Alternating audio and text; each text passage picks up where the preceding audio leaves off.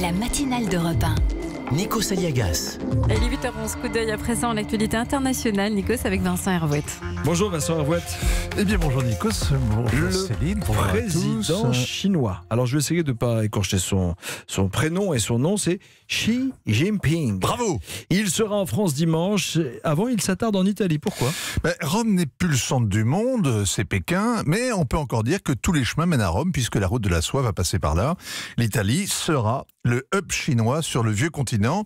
Le président Xi a passé la nuit dans la ville éternelle, heureux comme un pape. Demain, il emmènera sa femme en Sicile. Elle veut visiter l'opéra de Palerme, pas forcément l'acheter. Et puis... il signera avec Giuseppe Conte un accord cadre qu'il négocie encore et dont on ignore tous. Il y a des clauses secrètes ou les garanties qu'offre l'Italie.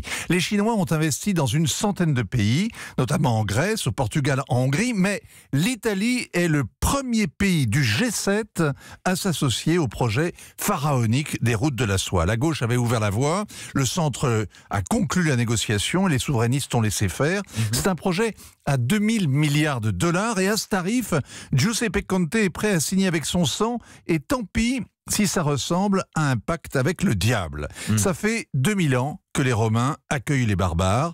Depuis la guerre, ils faisaient du zèle pour être les meilleurs amis des États-Unis en Europe.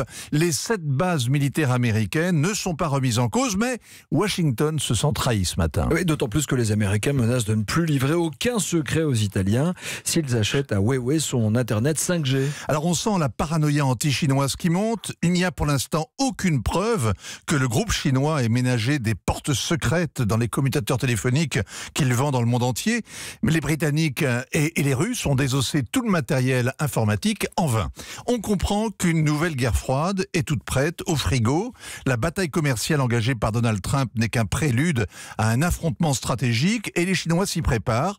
Les Européens en discutent. C'était le thème du dîner des 27 dirigeants hier soir à Bruxelles. Emmanuel Macron se félicite d'un réveil européen. Alors il faut dire que le sommeil était lourd. Ça fait quand même 40 ans que les Chinois ont quitté leur campagne pour gagner les villes, puis pour conquérir le monde. Pendant ce temps, l'Union européenne, obsédée d'elle-même, consacrait son énergie à débattre de ses institutions ou du nom de la Macédoine. Il n'est rien sorti de concret du dîner d'hier soir, mais il n'était pas inutile. Il peut arriver des accidents quand on est à l'arrêt sur l'autoroute de la soie. Vincent Hervouette, ni hao pour l'édito international. Bravo!